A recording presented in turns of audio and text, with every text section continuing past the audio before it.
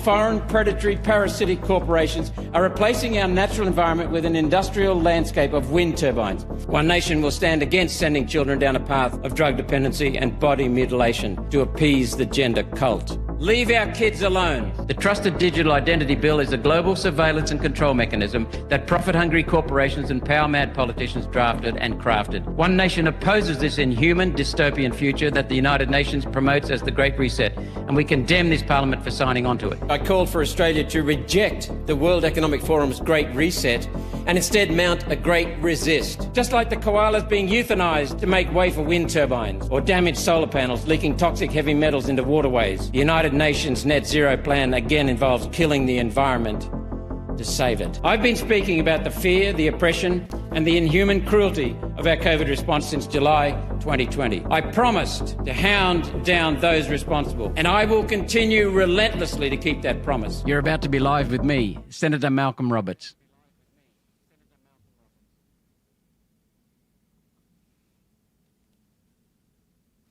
Well, g'day, it's Friday and we're in Brisbane for another live stream.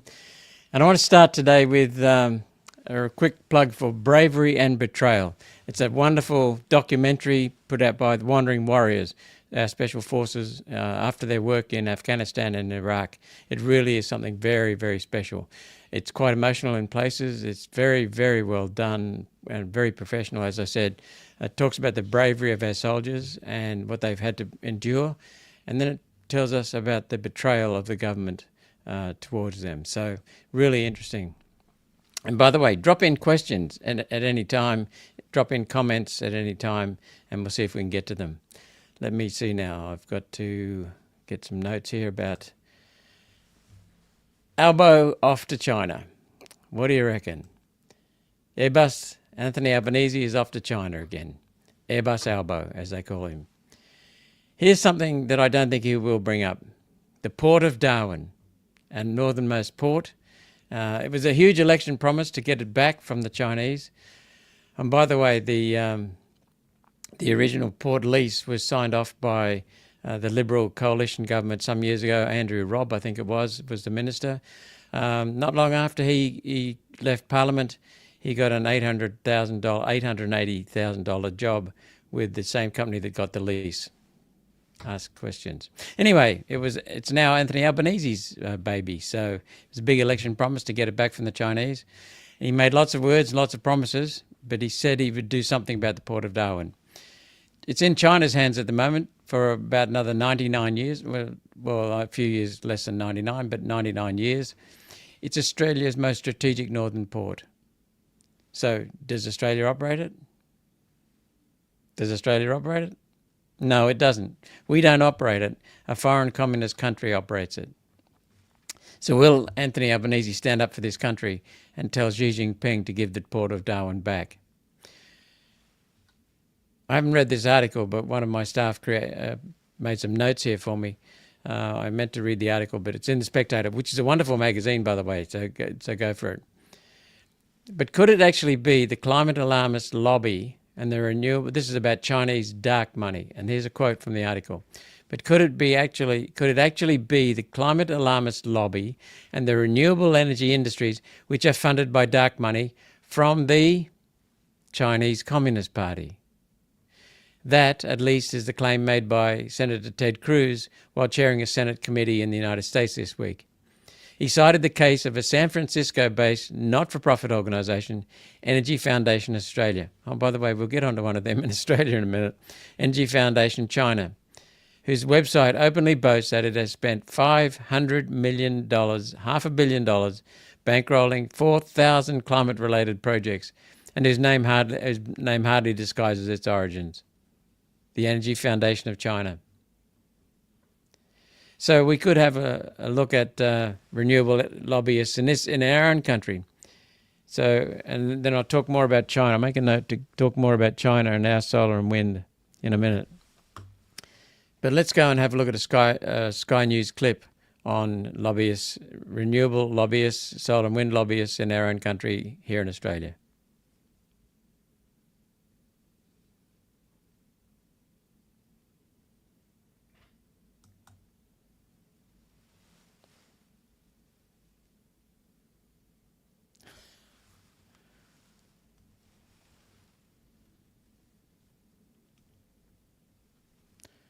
I hope you can hear that. I can't hear it.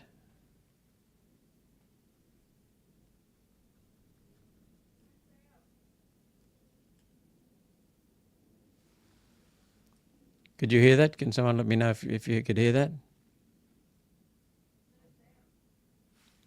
No sound on the tape, eh? Okay. Paul Murray's rarely left for words, is he? But let's talk about the Chinese here in Australia. They produce 4.5 billion tonnes of coal a year to power their own electricity and to drive their own steel mills. We produce about 1/9 of that, 560 million tonnes a year. So they burn 53% of the world's coal that's burnt every year, more than half. They get more from us, and they make wind turbines and solar panels out of our coal. Then they ship the coal here, ship the wind turbines and solar panels back to Australia, and we subsidise them to do it. We subsidise them to make it, we subsidise them to transport it, we subsidise them to install them, and most of our installers and operators of solar and wind are Chinese companies or foreign at least. And then we subsidise them to run them. And those subsidies drive up the cost of our electricity. And electricity is the number one factor in manufacturing costs these days. Not labour anymore, it's electricity. So we are destroying our manufacturing sector. I mean, I'm laughing, but it's so serious. It's so stupid. It's unbelievably stupid. That's why I'm laughing. But this is a really serious matter. We're destroying our manufacturing sector and all the jobs that go with it. Then we export that to China where the manufacturing costs are lower because electricity is cheaper. They use our coal after shipping it thousands of kilometres overland through ports twice, overland in China and overseas, thousands of kilometres, and they sell their coal-fired electricity for 8 cents a kilowatt hour. We sell it here from the power station at the mine mouth, no transport costs, for 26 cents a kilowatt hour. So I think if you take into account currency, China is 12 cents. That's less than half. That's less than half what we pay for our own coal shipped, and yet China does it for less than half, shipped thousands of kilometres. This is a complete scam. We are destroying our country.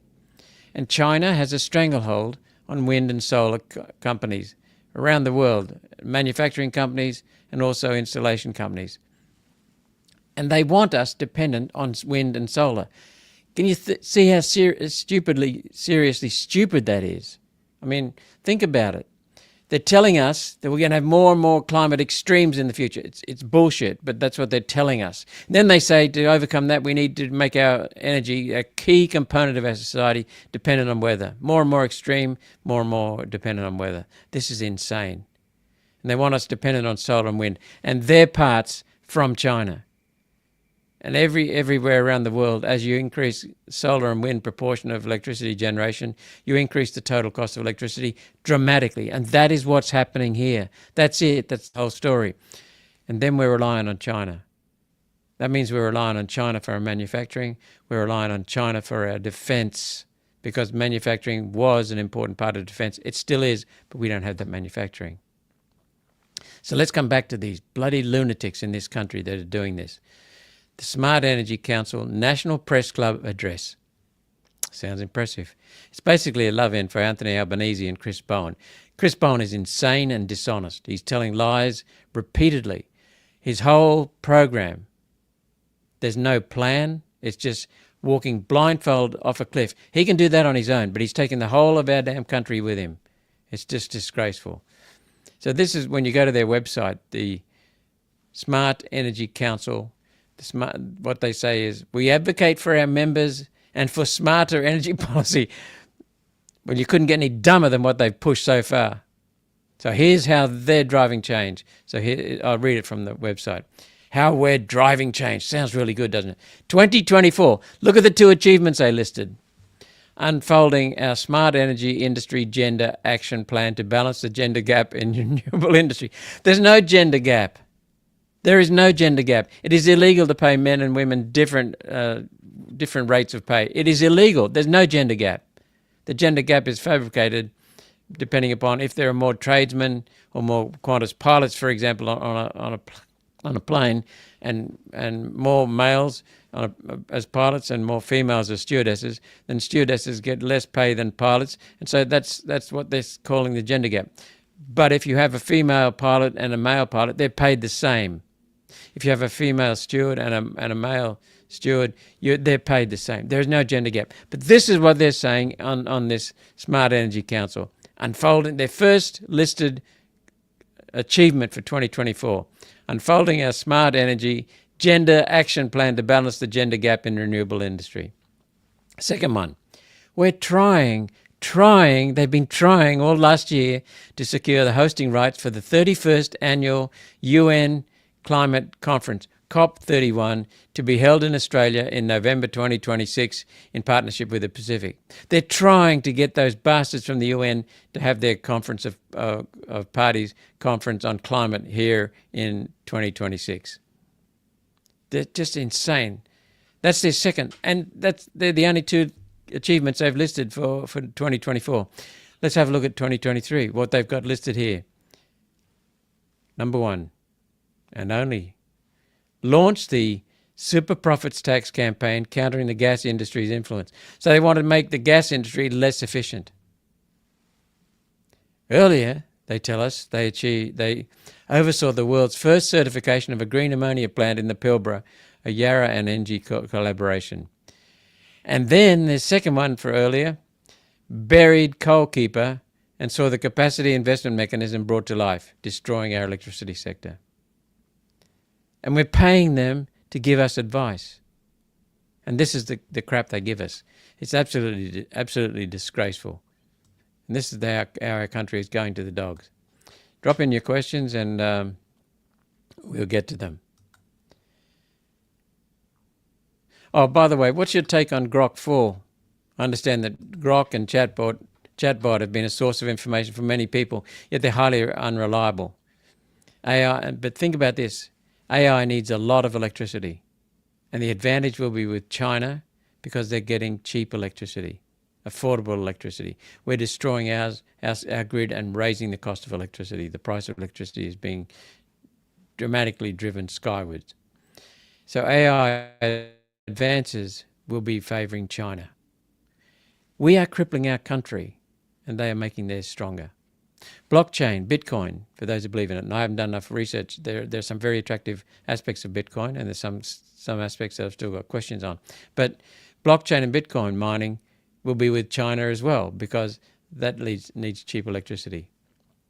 Spectator, by the way, has got a couple of excellent articles on the Grok and chatbot derailments, or whatever you want to call them, or waywardness this week. So what's your take on Grok 4 and chatbot?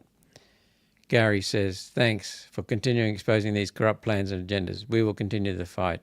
Thank you, Gary. That's exactly what we need. A true democracy is one where people are active, not just voting at elections, but actually voting based upon researching the policies, going for the candidates, not the parties, and between elections, holding members of parliament accountable.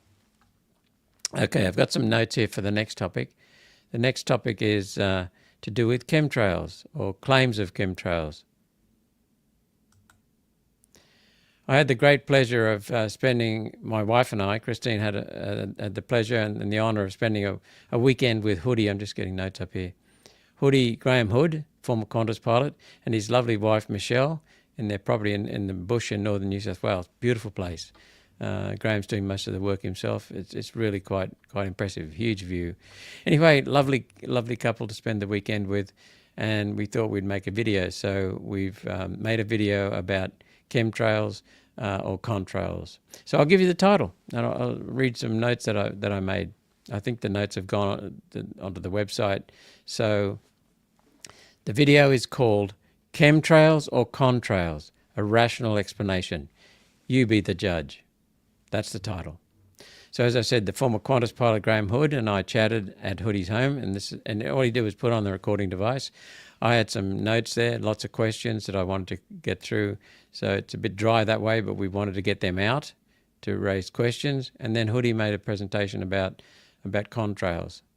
So chemtrails are allegedly the trails behind a jet or a propeller aircraft when they're ejecting chemicals out of the engines or chemicals out of under the wings. And we've discussed that in the video. We know that they existed back in the 50s, I think, in America from the Defense Department, and I've acknowledged that in the video. But contrails are condensation trails, shortened to contrails. They're natural water vapor that comes out in the form of cirrus cloud crystals out of a jet. It's entirely natural. Same with the power station. So anyway, that's the background to it. There are very few people have expressed views, but they're very animated at these views. A small group is deeply engaged in it. So we asked, is the fear that they spread justified in Australia? So we'd like you to decide. We've given you the evidence, and hope you take it up. Hoodie and I have both separately investigated and researched whether chemtrails exist in Australia. We know that cloud seeding has, but that's not chemtrails. As a pilot for 53 years across many different flying operations, as an airliner captain for 30 years, Hoodie introduces some amazing yet verified facts. Hoodie and I recorded the video, and then he added his photos of aircraft and aircraft phenomena. And they're really clever photos, very informative photos, really thought-provoking photos. And our video second half has fascinating insights about our planet's amazing atmosphere. It truly is an amazing planet we live on. So an atmosphere in which we live. And by the way, around the first minute, Hoodie briefly mentions his belief that whether, I'm reading from the notes that I made for posting on the website. Around the first minute of the video, right up front, Hoodie briefly mentions his belief that weather geoengineering is underway. Now, I always need evidence for what I chase. That's a topic for a future chat with Hoodie, so stay tuned. We'll do that one day. Another topic for the future is Hoodie's comment at the 54-minute, 10-second mark as to whether the sheer bulk of air passing through jet engines is changing weather in the upper atmosphere. He makes a very convincing argument that one of the changes in aviation in the last 40 years has been the dramatic increase in power and thrust and volume of air that's passed through a jet engine. So he questions whether or not that's affecting the climate. But he certainly makes the point that some of the jet fuel that's not burnt, the unburned jet fuel, may be having an effect, and the particulates coming out of burning hydrocarbon fuels it may also be having an effect. So that'll be very interesting. I'll leave that discussion for the future.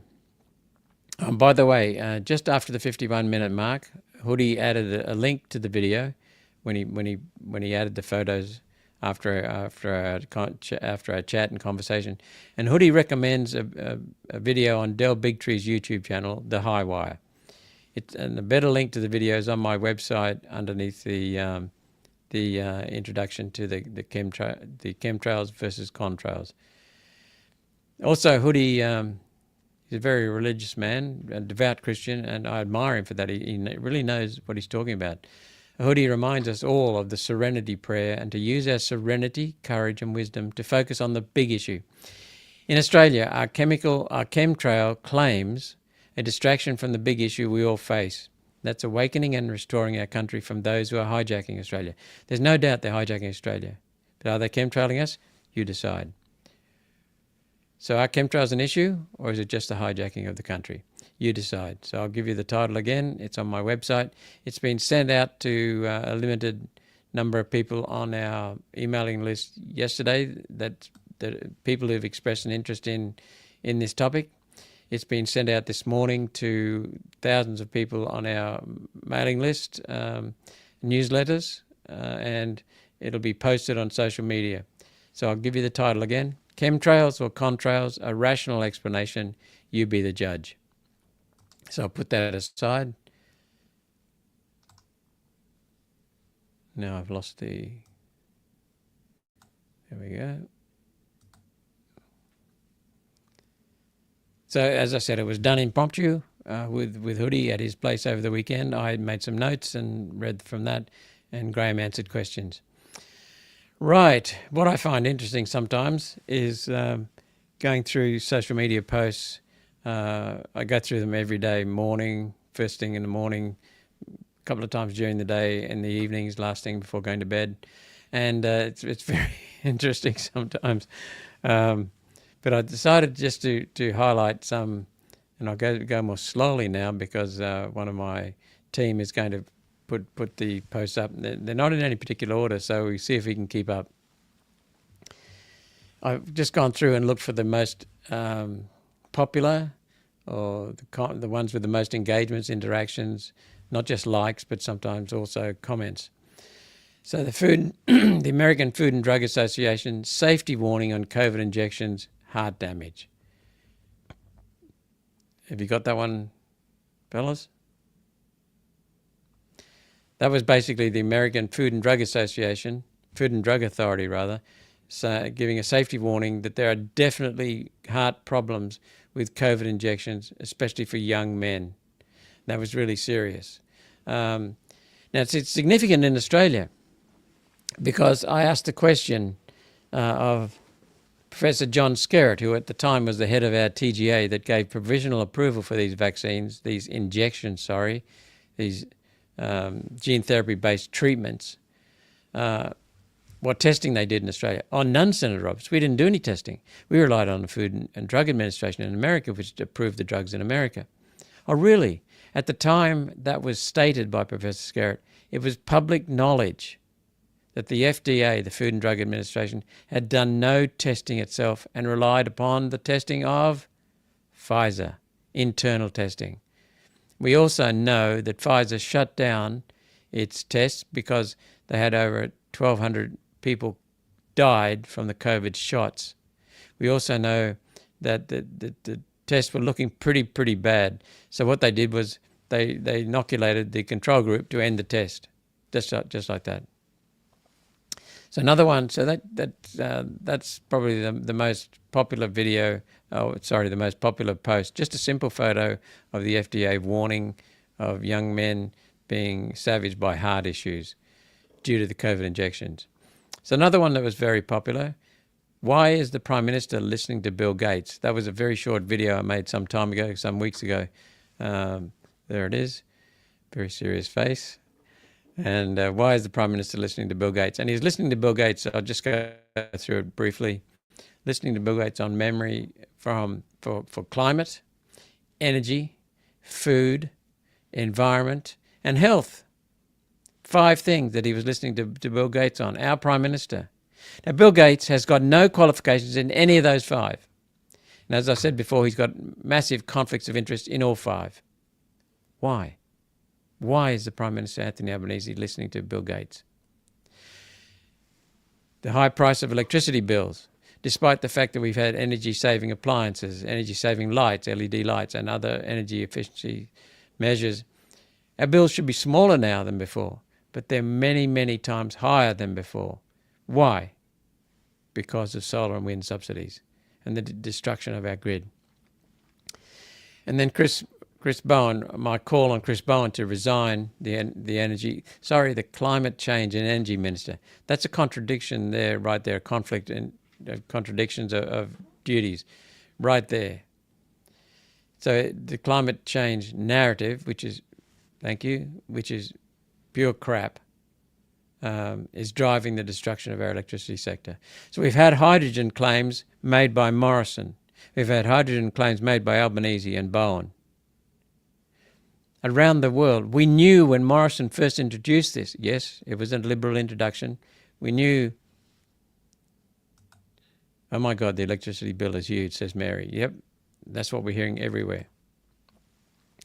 We knew that when Morrison introduced the hydrogen strategy, that the cost of hydrogen at that time was $6 a kilogram. Morrison said, we're hoping to get it down to $2 a kilogram. At $2 a kilogram, electricity would cost $200 a megawatt hour, which is about 4 times what a coal-fired power station does. So it's absolutely stupid. And now it's about $8 a kilogram for hydrogen. It hasn't gone down from 6, it's gone up to 8. Companies around the world are researching hydrogen, so there's a lot of attention, a lot of very fine companies, Toyota and Honda for one, because it has so much promise if the theory can be made economical. But Chris Bowen, we've got Twiggy Forrest pulling out of the Gladstone hydrogen hub because it's uneconomical. And so now Chris Bowen wants to send $400 million of your money to the hydrogen hub in Newcastle that he's proposing. And it's all failing. Then another powerful video was a very short video of Charlie Kirk talking about the fact that we've had to change language. The authorities want us to change language to validate something we know is not true. A man putting on a skirt was accepted years ago. Okay, maybe questions are asked, but accepted. You know, you're allowed to put on a skirt. But don't tell me that I must call him a woman. And that's what Charlie Kirk was objecting to. So our people on social media really love that one. Oh, and then there was the RFK. This one got a lot of likes and a lot of comments. It's RFK making a point. Pediatricians today say it's okay to give 8 vaccine doses at the same time at once to a baby, but only try them with one food at a time, just in case they have an allergy. There it is. And by the way, I've been doing some research on RFK. He's really going to deliver, I think. I'm absolutely convinced he's delivering. He's going to deliver because we're waiting for his announcements in September, because what he's doing is he's getting his ducks in a row, he's getting his data, he's getting his science in a row, and then he will release a lot of things. So it'll be based on, at last, from the American health institutes and health agencies and health departments, it'll be based on hard science. But look at that. Wonderful man. One Nation policy on net negative migration. That's right. We want to send some people home, 75,000 people. We want to deport them, illegals. They're here illegally, and we want to bring in fewer people than leave every year. So that was a policy, one of our policies on immigration and housing for the last federal election. It continues to be our policy. Net negative migration. We've got people homeless from Cairns and every major regional city from Cairns to Coolangatta and a little bit west. Brisbane, there are people sleeping under bridges here in the city. We've got working men and women, mothers and fathers going home to their kids, if their kids are still there, to sleep in the car. Where do they toilet? Where do they shower? And then the local council, some of them are just bulldozing their tents, getting them to move on. I mean, and Anthony Albanese knows this is happening. If he doesn't, then he's a complete fool. But surely he knows what's going on. And yet he brings in more and more people, which is jamming more and more people out of housing. So the question was asked in a lovely photo. We get our photos from people who post. There it is. Thank you. This is what a single income at a standard 9-to-5 job afforded a family in the 1950s. What the hell went wrong? I'll tell you what went wrong. Liberal and Labor uni party have conspired to drive up energy prices, drive up house prices. Both of them started with John Howard. Every major climate and energy policy has been introduced by the Liberals. Then we move on to the next one. Next post that was popular. Net zero being opposed because of the power lines devastating being built across Victoria. So people are waking up to the destruction of the environment, the destruction of the farming community and sterilising of soils by solar panels and wind turbines, and by power lines, because you need more power lines to go to further distance and to go between the solar and wind turbine zones. So this is 28,000 kilometres of power lines have to be built. Someone's put, there's a graph showing that the coal-fired power stations the outages are decreasing. And Chris Bowen told a lie, one of many, by saying that the price of electricity is going up because of maintenance costs on coal-fired power stations. Complete rubbish, complete lie. The actual outages on coal-fired power stations are going down. And there'll always be outages, but they're tiny compared to solar and wind. Solar and wind outages can be for days. Then another video that got good acceptance was Liz Truss, the former British Prime Minister, admitting that globalists pressure Western Prime Ministers to push their woke ideology of net zero using excessive government spending. Why do these people admit it, or some of them admit it, after they've left the Prime Ministership? And then another one that was well liked was a post about $1.5 million of taxpayer bill for 75 public servants to attend the climate change summit. What a junket. Then there's another one. I don't think I've made it on the list here. I just went through and made this list up myself. The Prime Minister paying, what was it now, $16 million, $16 million for the salaries of the top 17 public servants. In other words, they're averaging almost $1 million each. The Prime Minister earns half of that. It's bloody ridiculous. This is our money going wasted. And these people are pushing, thank you, $16 million, 17 people. These people are the ones destroying our country. The very people destroying our country. Excessive immigration, destroying our electricity grids, causing the homelessness crisis. Then another one that got very good reception was simple words with a picture of a child. If we don't stand up for children, then we don't stand for much. What's happening is, under the woke agendas of Liberal and Labor for the last 30 years, they've been destroying children, destroying families, destroying mothers. If we don't stand up for children, then we don't stand for much. Look at that. There's nothing more beautiful than a pregnant woman and a young child. That's the height of civilization, right there. The most important job, raising that child, the most important job, carrying that child in the mother's womb and giving birth to it. And then we have the ACT mandating 3 hours with a dog. Sorry, they're considering mandating 3 hours daily with a dog. If you have a dog, you must be with it 3 hours a day. Nothing about children. Then there was one about socialists wanting free stuff, but not willing to pay for it. They want someone else to pay for it. Wayne says Trump wants to meet Albo because he knows he is a socialist party. Yep, he'll chew him up and spit him out. And then there's one of a fella sitting in his car, in his pickup, his ute, and saying, why are they saying that we should be lowering our air conditioning, and then encouraging us to save electricity and to stabilise the grid, not jeopardise the grid, and then also telling us to pay for to drive electric cars. It's insane. We had Gavin Newsom, the governor of California, last year, I think, or the year before, said something like, on Tuesday he said, everyone get into electric cars. We really need you to get into electric cars for the future. Then on Thursday, they had to warn people that they couldn't charge their electric vehicles as it is now because they're having blackouts and brownouts. Another one that went really well was don't take health advice from Bill Gates. I can't think of anything more sensible than not taking health advice from Bill Gates.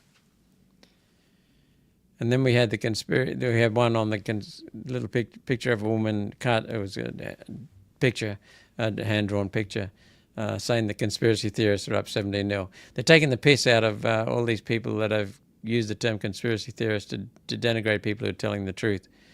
I woke up to that some years ago. So the topics that are most interest, I didn't do any numbers. I just went roughly off what the feel of it. COVID lies and injection injuries. Number one, cost of living, hypocrisy, climate, energy, COVID, health. With climate, the solutions they give us, they're killing the environment to save the planet, killing the environment in the name of saving the planet, killing the environment with the claim that they're supposedly saving the planet. It is all bullshit. It is also stupidity, and stupidity is another thing. COVID lies, cost of living, COVID injection injuries, hypocrisy, stupidity, and the last one that ticks people off is deceit and theft from politicians and public servants. Now, there's just a couple of last things I want to say before we turn over to Q&A. I love Q&A. Okay, people have been writing into us about the UN World Health Organization Pandemic Treaty and international health regulation amendments. I was the first politician in Australia to bell that cat, to put it out in the open, and made a series of videos starting in April 2022. I've got fabulous staff in my office. We work very much as a team, but much cleverer than working individually. And one of my staff followed the World Health Organization for years. And he tracked them, and he understands the whole constitution inside out. He knew what they can do and can't do. Anyway, he was very concerned about the World Health Organization's pandemic treaty and international health regulations amendments. Back in 2022, we made the video, and it went around the world. It stirred up a lot of thought and provoked a lot of thought in our country. Fortunately, the Africans, who are tired of having their people decimated by Big Pharma's cruel experiments and murderous homicides, really, that's what they are. So they said no to it. So it was defeated. They knew that they wouldn't get it up. So then they started watering it down. They first of all started bribes, and then the Africans said, go to hell. Then they started watering it down. They realized they couldn't get it up. Big Pharma has soiled its nest in so many ways over so many decades. So now they've got the World Health Organization voting on it, but it's really nothing much in it. It's just a face-saving measure. So we're not worried about the World Health Organization making a vote on it. What we are concerned about is that the Australian government will vote for it in its stupidity. That doesn't mean much either, because the World Health Organization, even if it gets up, and it probably will get up, there's not much difference between the 2007 version and this version.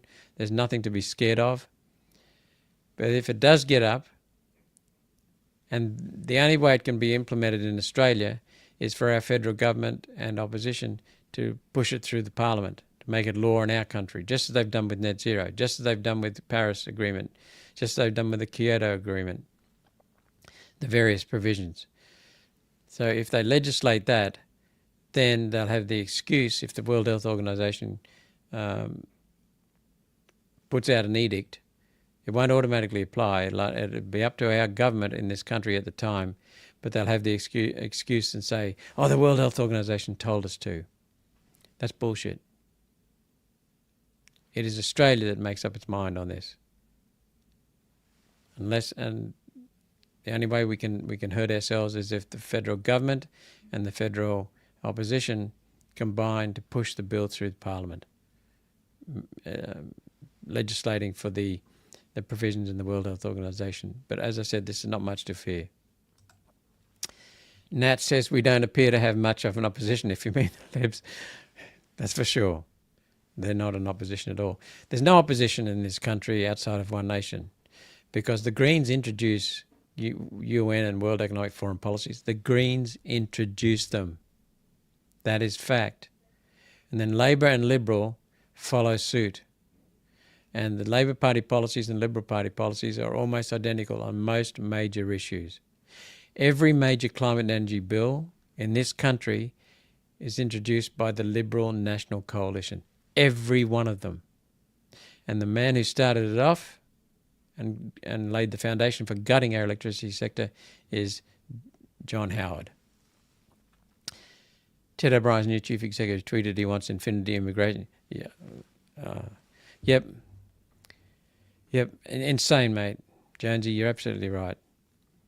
I'm going to finish off with this quote that I read. So I've told people about the lies from politicians and the UN and the World Economic Forum and other globalist organizations. But a lie needs two parties. Think about it. This is from Pamela Meyer. She prides herself in being able to detect people telling lies from the moment she meets them. She says, and I'll quote Pamela Meyer, think about it. A lie has no power whatsoever by its mere utterance. Its power emerges when someone else agrees to believe the lie. So a politician can tell a lie. A bureaucrat can tell a lie. It's only when you agree to it that it has power. A lie has no power whatsoever by its mere being told. Its power emerges when someone else agrees to believe the lie. Be skeptical of everything. Everything. So with that, I'll hand over to question and answer or comments and make comments on comments. Got about 20 minutes left. That's a good target. Lancelot Link. Senator, there was a report that Trump met with Rudd earlier this year. If he did, he must have had a fabulous impression. Yeah, I mean, look at Rudd's history. I could not believe he was elected as Prime Minister. When was that, 2007? I could not believe it because I'm a Queenslander. I know what he's like up here. Some of the stories about him just are amazing. But who got rid of Rudd? It wasn't the Australian people. It was the Australian Labor Party Federal Caucus. They had 2 years of him. That was enough. So, yeah, I can see what you're getting at, Lancelot. If you did, Trump must have had a fabulous impression of Australians and Rudd. Really shameful, isn't it? Okay, Merkmad says, Dr. John Campbell, look at his video about the Queensland government attempting to bury the results of COVID samples. Well, mate, have a look at our videos. Have a look at our posts. Because I'm the only politician that's jumped in on this, and I jumped in a couple of months ago on trying to preserve this. We've been putting it onto social media. We've been putting it in videos. We've been putting it on. The election was on, so we couldn't do anything in the Senate.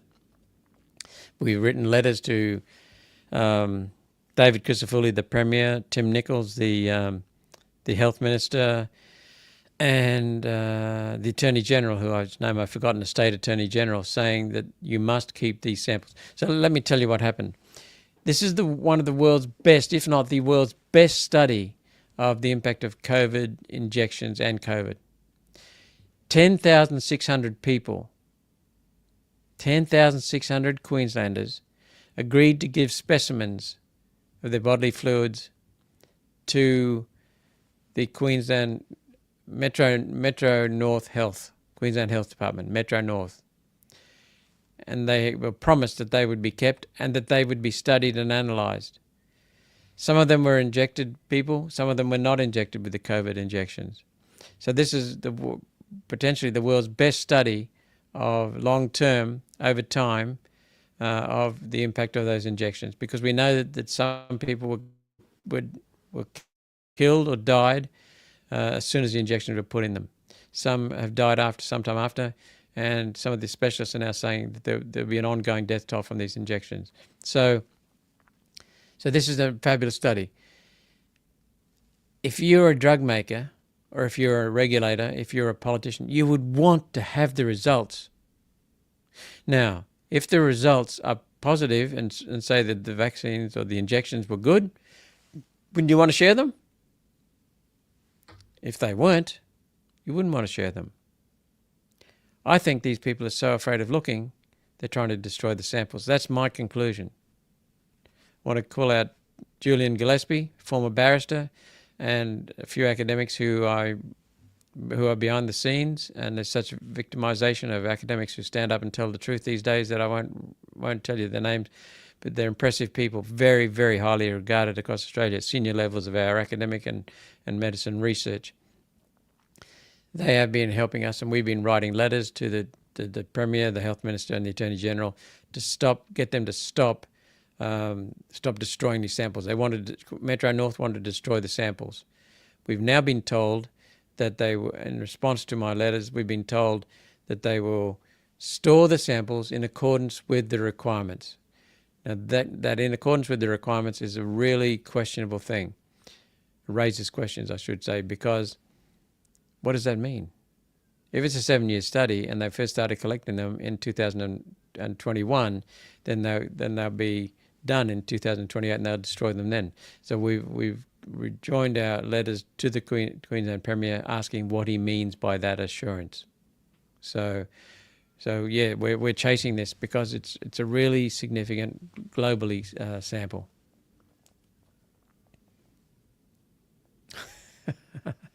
What do you reckon, Damien? Will Albanese bring up about the Chinese warship circling Australia and live fire in our waters? Yeah, your guess is as good as mine, mate.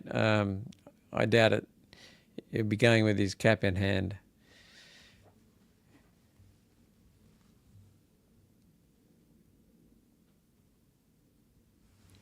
Rolly Williams asks, how long do you believe it will take for One Nation to be a serious party that could become government?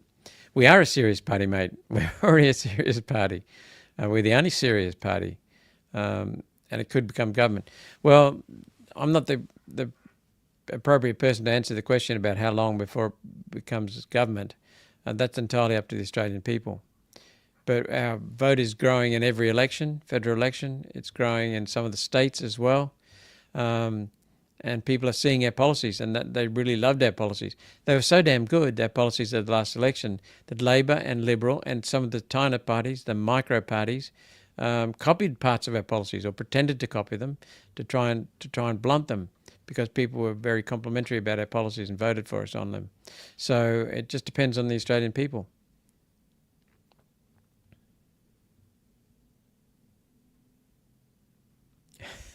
Richard Powell. He says, people like me that have less than 25 years remaining on this earth should not be telling us that everything will be fine. Mate, I can understand your concern, but that's one of my issues that, well, I'll tell you a story. I've said it many times. Professor Bob Carter, he's dead, he died in 2016. He and I were travelling around the country in 2009, 10, 11, 12, opposing the carbon dioxide tax that Julia Gillard deceitfully brought in, and opposing this climate scam. And one day we were taking a break between speaking, and Bob said to me, mate, this climate scam must be the biggest scam ever. And I said, Bob, it's not even close. He said, what do you mean? And I said, look at the banking scam, the money scam. They can create money out of thin air. Oh, yeah, I forgot about that. Yeah, you're right, mate. And I said, but it's not the biggest scam either. The biggest scam is the anti-human scam, where we're telling us, and they're educating kids from when they're very small, that humans are greedy, rapacious, uncaring, irresponsible, just don't give a damn, just don't care. Nothing could be further than the truth. Richard, the fact that you've sent me that question means that you're alive, which means that, and I can see the photo, you're an adult. So someone has looked after you, because humans are the most vulnerable for the first 3 to 10 years. We're completely helpless for 3 years. So someone cares for us. Humans care. And my experience in, where have I been? China, India. I was born in India, raised there with Muslims, Hindus, Christians, Buddhists, Sikhs, Jains, atheists, is that regardless of their religion, people care about each other. And when they know the impact of what they're doing, they stop doing what they're doing if it's harming people, or they continue it if it's beneficial. So humans really care. And you give people something meaningful to do, and they'll do it. What I'm upset about is that people are telling us lies, pure bullshit about climate, pure bullshit about COVID injections, so many things. If we can get the people to be back in charge of this country and governance to be based on data, hard data, which is not at the moment, then you'll be right, mate. Barring asteroids coming in and destroying the whole planet, which is a very small chance. But just because I've got less than, by the way, I'm going to live to 100, so I've got 30 years up, 30 years coming, remaining on Earth. I'm going to tell you exactly what I think and exactly what I know based on hard data. And I think the planet will do just fine. This planet is not undergoing climate change at the moment. Not. It's just natural climate variability. It's not threatened in any way by humans. We are so puny. But we have the enormous power to work together. That's why I'm telling you that everything will be fine if we can work together. The planet will be fine. It'll continue, mate, with us or without us. So I'm very, very... Craig Cowell says, Richard Powell, wish we could send people like you to China. No, mate, I don't, because he's concerned, he's thinking. So I welcome that comment. It's good. And that's what we need, more people who can hold politicians accountable. Chame Lee says AI should be wound back or to be stopped. Well, mate, I think the cat's out of the bag and it's gone. The horse is bolted, to use another metaphor. And there are potential advantages. It's just that, it's like nuclear. There are enormous advantages to nuclear medicine, nuclear power, nuclear weapons. Terrible. Cars kill people, but cars also make people's lives richer and wealthier and more prosperous and more connected. So everything has its good and bad. So AI, it's just that I think we've got to be careful how we use it. It's in its early days. But again, I think it's up to the people to learn about it rather than just accept it straight away. Australia is the world's third largest producer and exporter of uranium, a cheap, abundant, this is from Genesis 007, a cheap, abundant form of energy our corrupt government doesn't want to provide to Aussies. I agree. It should be on the table. It should be on the table, though, on its own merits, not on denigrating coal. That's what I did not like about what Peter Dutton did. He brought nuclear into the debate based upon saying we've got to have net zero. Bullshit. We don't want net zero. Get rid of it. There's nothing wrong with carbon dioxide.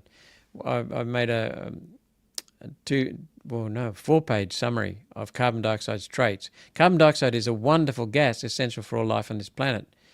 For Peter Dutton to say that we need nuclear to stop so that we can stop producing carbon dioxide is a complete lie.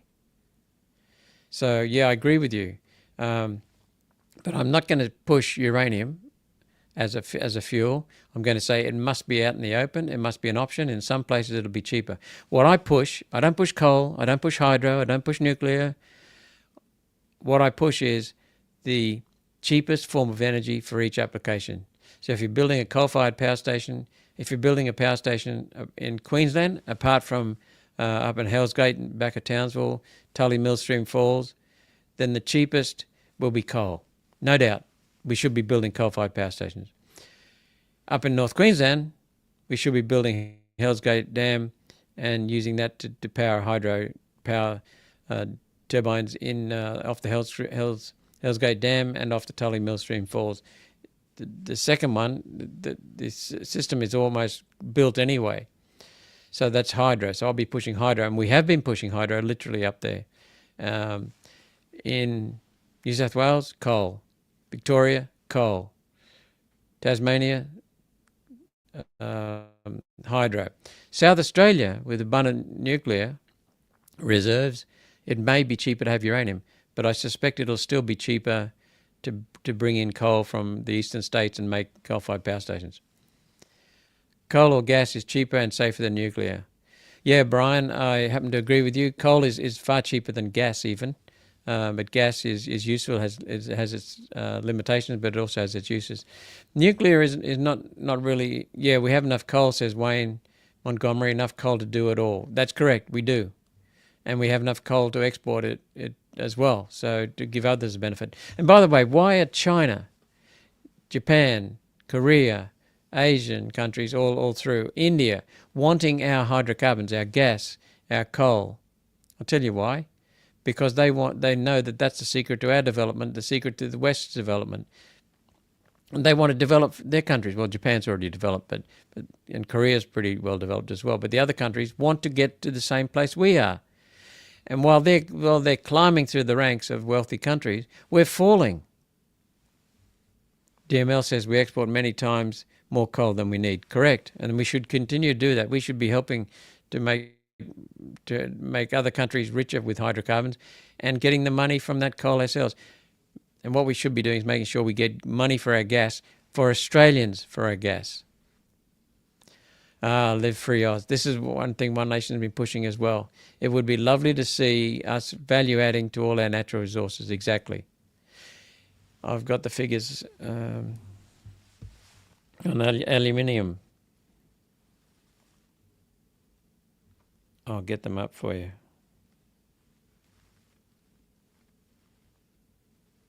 Just bear with me a minute. I keep these with me wherever I go.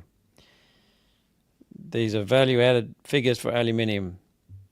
Instead of selling ore, bauxite, which is red clay-like material, and buying back aluminium ingots, or buying back aluminium products, we should be exporting aluminium products. This is a paper presented, the figures are from a paper presented to Cabinet calculating the value difference or value added in exporting aluminium or bauxite versus processed aluminium in $1970. I've converted it to 2022. If you export 1 million tonnes of bauxite, the raw material, you'll earn $65 million. Got that? If you process it one step into aluminium or white powder, then you'll earn $355 million. 5.5 times. 5.5 times. If you process it again into aluminium metal, then you'll earn $1.6 billion, 25 times what the ore was worth. Think of the jobs along the way. If you process that aluminium into aluminium products, then you'll earn $7.8 billion, 120 times. So we're halfway through those steps. We're losing a lot of money by not making aluminium products in this country. We should be value adding everything.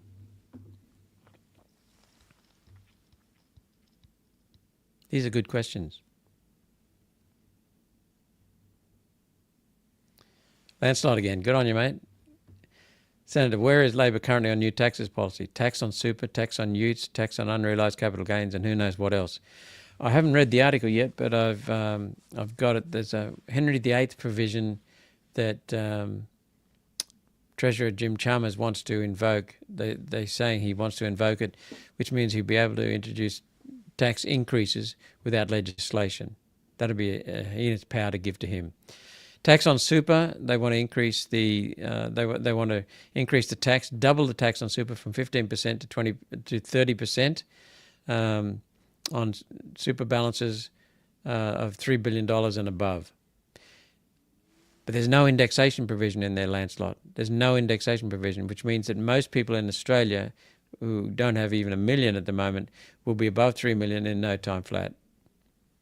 That has been deliberately done because most people will think, oh, I'm way under $3 million. I don't know, I'm way under $3 million. So we won't be affected. But you will be affected in a few years. That's why they're doing it.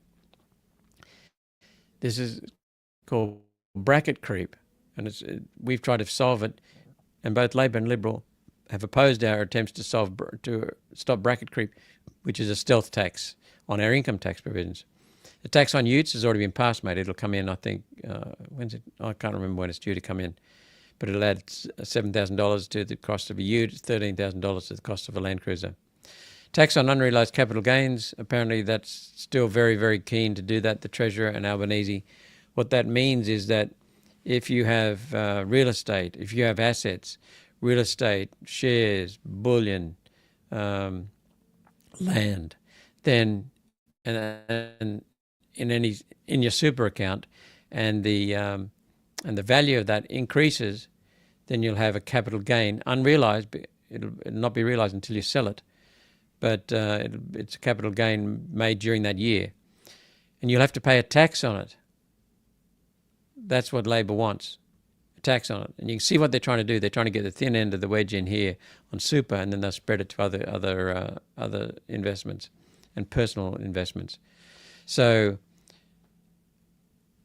that means that sometimes people are cash poor but asset rich. If their assets go up, they'll have to find the cash to pay the capital gains tax because they want the tax now. So that means you might have to sell some of your assets. Sounds criminal to me too, Nat, I agree with you. You'll have to sell some of your assets to pay the tax. But if you make a loss, you don't get money from the government to cover your loss. What you do is you get a credit for future for future capital gains increases. See how that's all one way? And another thing, I'm going to be making some statements about tax reform because this country's most destructive system is the tax system. Yeah, Tanya, Keating is really angry about his super baby being attacked. It's a super baby, all right. The Labor Party has really built itself an empire here. What they've done is they've managed to steal. It's basically forcing an employer to pay you an extra 13%. And you to not get access to that 13% until you retire. It's your money. You should be able to do what you want. So they're locking that money up, And who's controlling the super funds? The unions. And who controls the unions? The union bosses. And what do they do with that money? They give a lot of their fees to the Labor Party. They make the unions very, very much richer and taking commissions from super. And then it's money going to the Labor Party, money going to the unions, and the unions donate to the Labor Party.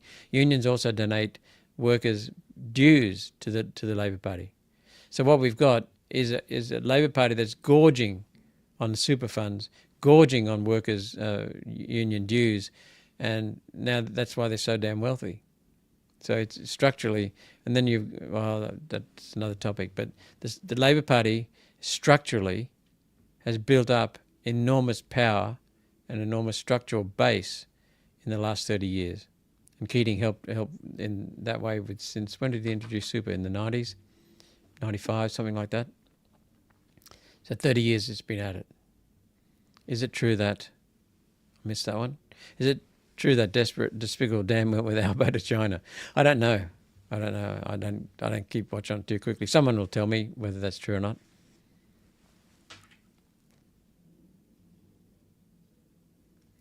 One more question and then we'll have to call it quits.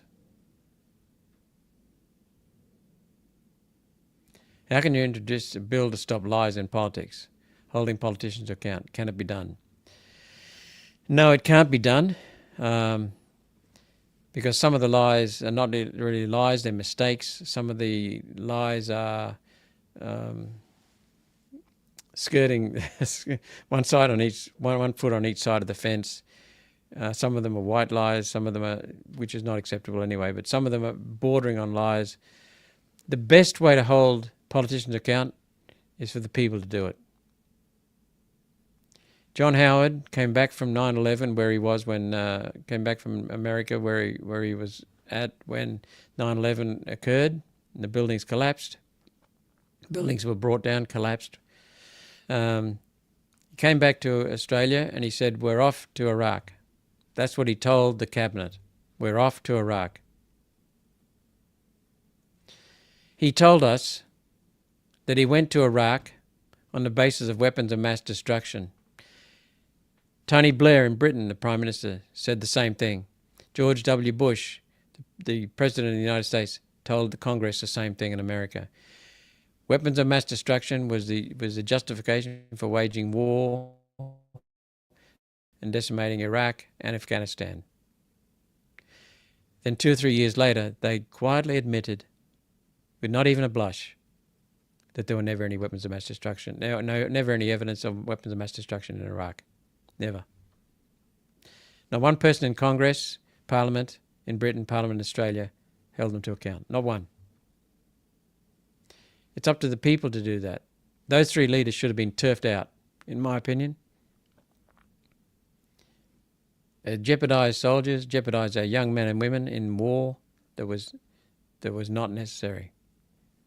Exposed them to risk, exposed them to death, decimated countries, cost us a lot of money, and everyone on both sides of politics was in favour of it. This is disgraceful. But they get away with it because they know that the people are asleep. The majority of people are asleep. So thankfully you're awake. So the best way to stop the lies is for the people to wake up and to really hold politicians accountable. Keep asking questions. Have a good weekend and enjoy yourselves, and hopefully we'll catch up next Friday. So it'll be subject to getting ready for Parliament. Okay, enjoy your weekend. Thanks for watching.